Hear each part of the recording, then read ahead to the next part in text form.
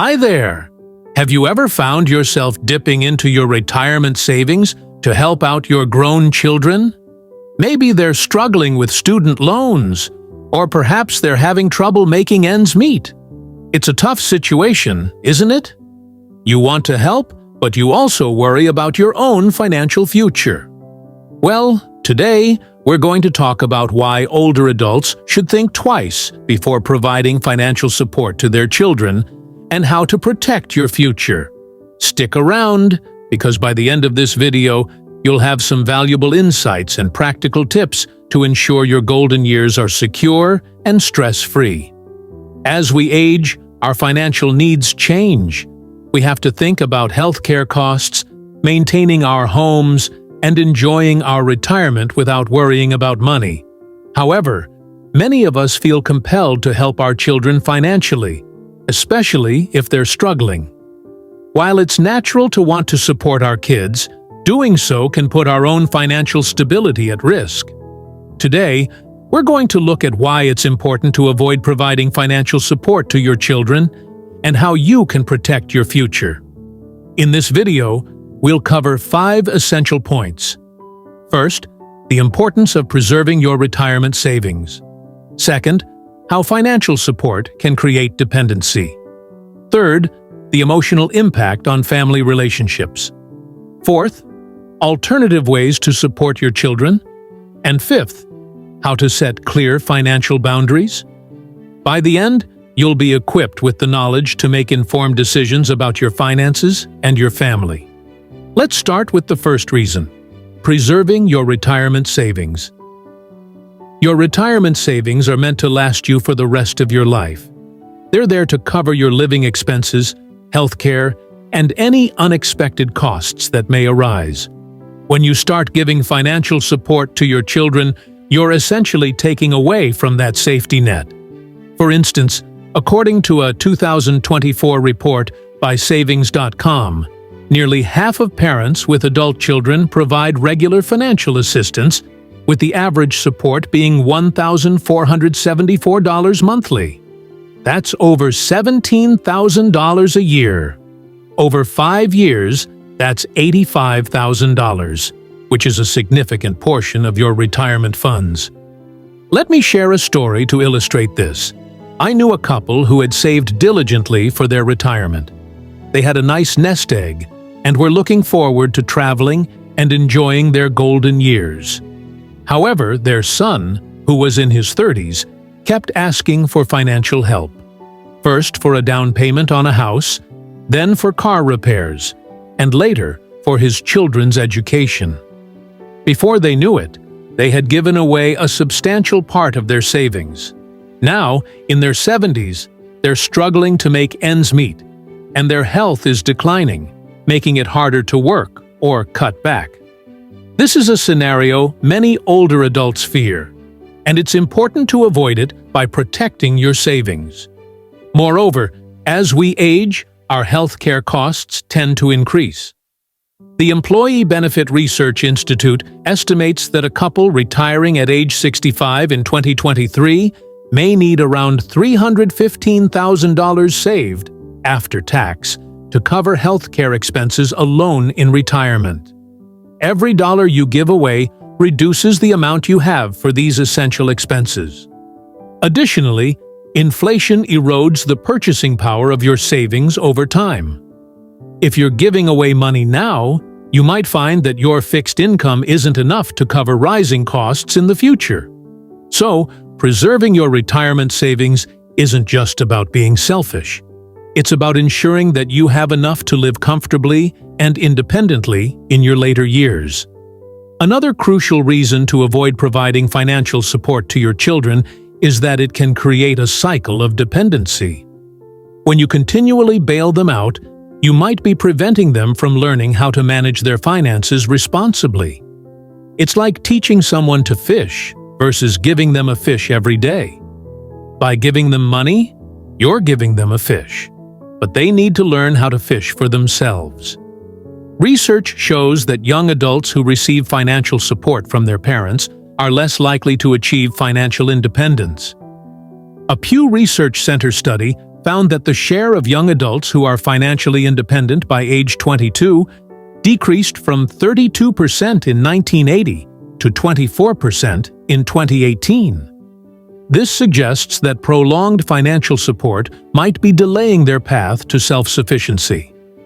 Let me give you another example.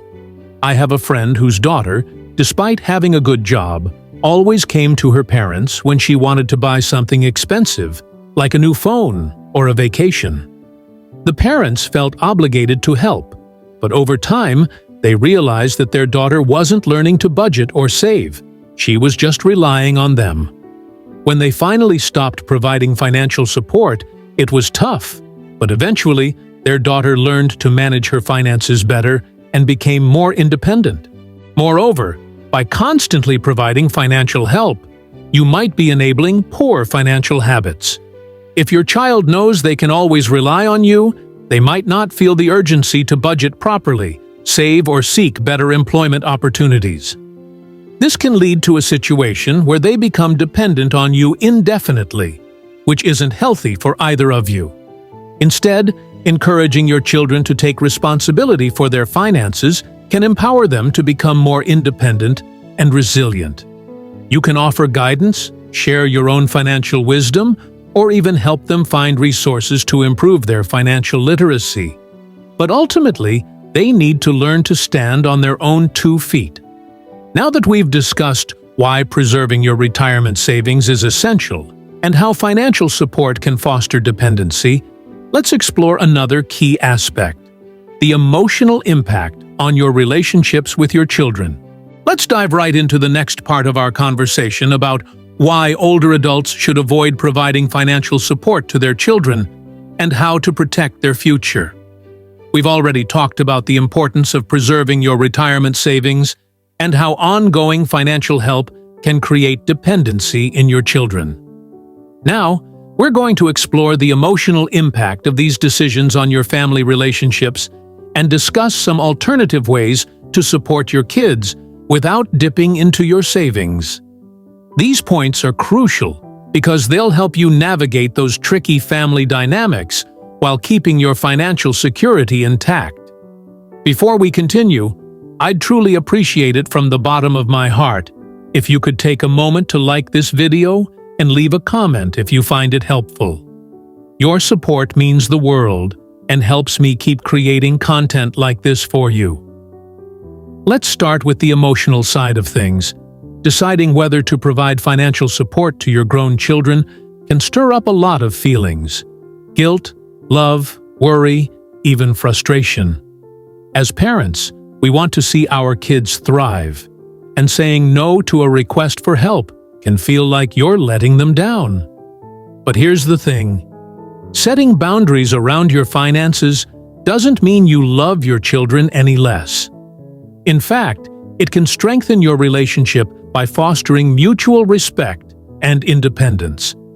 Think about it like this: when you always step in to solve their financial problems, it might send the message that you don't trust them to handle things on their own. Over time, this can create tension or even resentment. I heard a story about a woman named Susan who was in her late 60s. She kept giving money to her son to cover his credit card bills because she didn't want him to feel stressed. But instead of gratitude, she noticed he became short-tempered with her, almost entitled to the help. When she finally told him she couldn't afford to keep supporting him, they had a tough conversation, but it opened the door to honesty. Her son admitted he'd been relying on her too much and started working with a financial counselor. Their relationship actually improved because they were communicating more openly. Think about it like this: when you always step in to solve their financial problems, it might send the message that you don't trust them to handle things on their own. Over time, this can create tension or even resentment. I heard a story about a woman named Susan who was in her late 60s. She kept giving money to her son to cover his credit card bills because she didn't want him to feel stressed. But instead of gratitude, she noticed he became short-tempered with her, almost entitled to the help. When she finally told him she couldn't afford to keep supporting him, They had a tough conversation, but it opened the door to honesty. Her son admitted he'd been relying on her too much and started working with a financial counselor.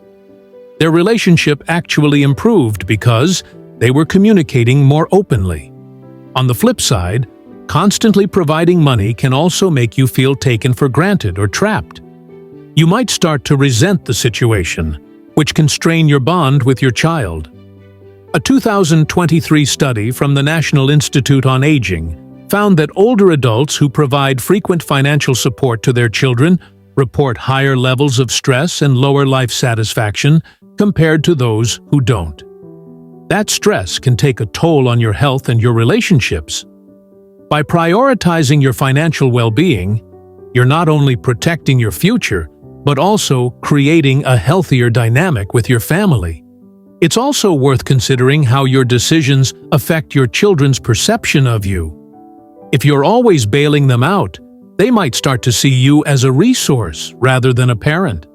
But by setting limits, you're showing them that you value your own independence and expect them to do the same.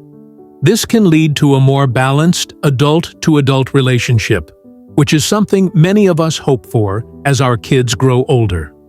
Now, let's move on to another important point: finding alternative ways to support your children without giving them money. Just because you're not opening your wallet doesn't mean you can't help. There are so many meaningful ways to show your love and support that don't involve risking your financial security. One of the most valuable things you can offer is your wisdom and experience. Maybe your child is struggling with budgeting or saving for a big purchase. Instead of giving them money, sit down with them and share what you've learned about managing finances. You could help them create a budget, point them toward free online resources, or even recommend a financial planning book that's been helpful to you. For example, I know someone who taught their daughter how to use a simple spreadsheet to track her expenses. It wasn't a huge gesture, but it empowered her to take control of her finances, and she was so grateful for the guidance. Another way to help is by offering practical support.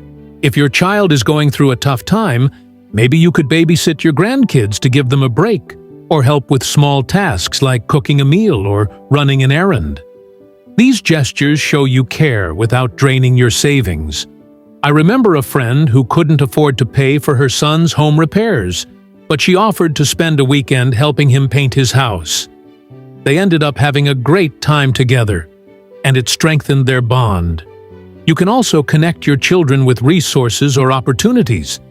If they're looking for a job, maybe you know someone in their industry who could offer advice or a referral. If they're struggling with debt, you could point them toward a nonprofit credit counseling service. Organizations like the National Foundation for Credit Counseling offer free or low-cost services that can make a big difference. By guiding them to these resources, you're helping them solve their problems without taking on the burden yourself. Sometimes, the most powerful support you can give is emotional. Just being there to listen, offer encouragement, or celebrate their successes can mean more than money.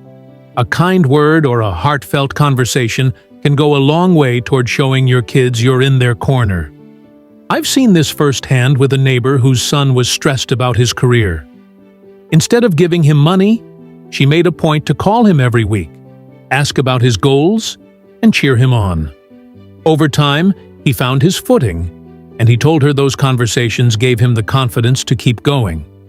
The key here is to shift from being a financial safety net to being a source of guidance and support. This not only protects your savings, but also helps your children build the skills and confidence they need to thrive on their own. Plus, it feels good to know you're helping in a way that's sustainable for everyone. Now that we've explored the emotional impact of financial support and some alternative ways to help your kids, let's keep going and talk about how to set clear financial boundaries with your children.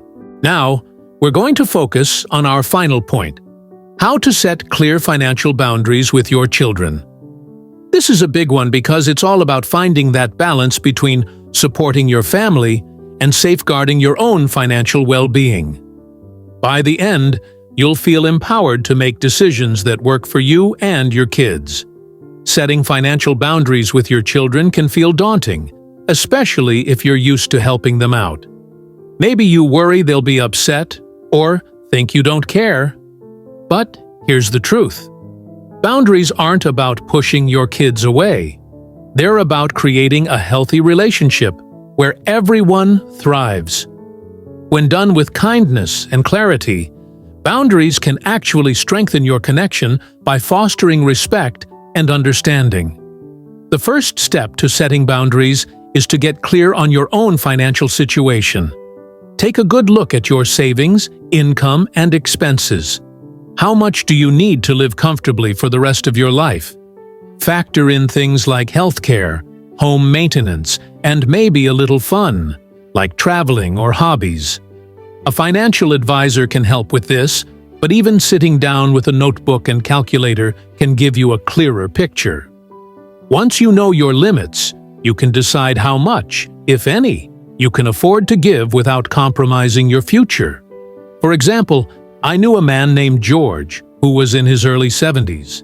He loved helping his daughter with small expenses, but after reviewing his finances, he realized he could only spare $100 a month without cutting into his essential savings. Knowing this made it easier for him to set a limit and stick to it. Once you're clear on your limits, the next step is communicating them to your children. This part can feel tricky, but it's all about being honest and kind. You don't need to be harsh or apologetic, just straightforward. You might say something like, "I love you and want to support you, but I need to make sure my savings last for my retirement. I can't provide financial help right now, but I'm here to help in other ways." This approach shows your care while being firm about your boundaries. Timing matters too. It's best to have these conversations before your child asks for money, if possible. That way, it feels less like a reaction to their request and more like a proactive step. You could bring it up during a casual chat, maybe over coffee, and say, "I've been thinking about my finances, and I want to make sure I'm set for the long haul. I hope you understand that I need to focus on my savings." This sets the expectation early and reduces the chance of awkward moments later. If your child does ask for money after you've set boundaries, it's okay to gently remind them of your stance. For instance, if they're asking for help with a bill, you could say, "I hear how tough this is, but I need to stick to my plan to keep my finances secure. Have you thought about other options, like a payment plan or a side job?" This shows empathy while redirecting them to find their own solutions. I saw this work beautifully for a friend named Linda. Her son kept asking for loans, but after she explained her need to protect her retirement, he started exploring other ways to manage his expenses, like consolidating his debt. It wasn't easy at first, but he respected her honesty, and they grew closer because of it. It's also important to stay consistent. If you say no to financial help, try not to cave in later, as this can send mixed messages. Consistency helps your children understand that your boundaries are firm, which can actually make them feel more secure in the long run. A study from the Journal of Family Psychology in 2022 found that clear parental boundaries in adulthood lead to stronger, more respectful relationships over time. So, by holding your ground, you're not just protecting your finances, you're building a healthier dynamic with your kids. If saying no feels really hard, practice ahead of time. Role-play the conversation with a trusted friend or even in front of a mirror. It might sound silly, but it can boost your confidence. You can also lean on non-financial support to soften the conversation. For example, if your child is struggling, offer to help them research solutions like local assistance programs or job opportunities. This shows you're still in their corner, just in a different way. Let's wrap things up by bringing it all together. We've talked about why providing financial support to your grown children can put your retirement at risk and how it might keep them from becoming fully independent. We explored the emotional weight of these decisions and how they can affect your relationship with your kids. We also looked at alternative ways to support them, like sharing advice or offering practical help. And finally, how to set clear financial boundaries with kindness and confidence. The big takeaway: prioritizing your financial future doesn't mean you love your children any less. It's about ensuring you can live your golden years with peace of mind while empowering your kids to stand on their own. I'd love to hear your thoughts on this. Have you ever had to set financial boundaries with your children? What worked for you? Drop a comment below and let's keep the conversation going. If you found this video helpful, please give it a like and consider subscribing for more content designed just for you. Here's to protecting your future and living your best life at any age.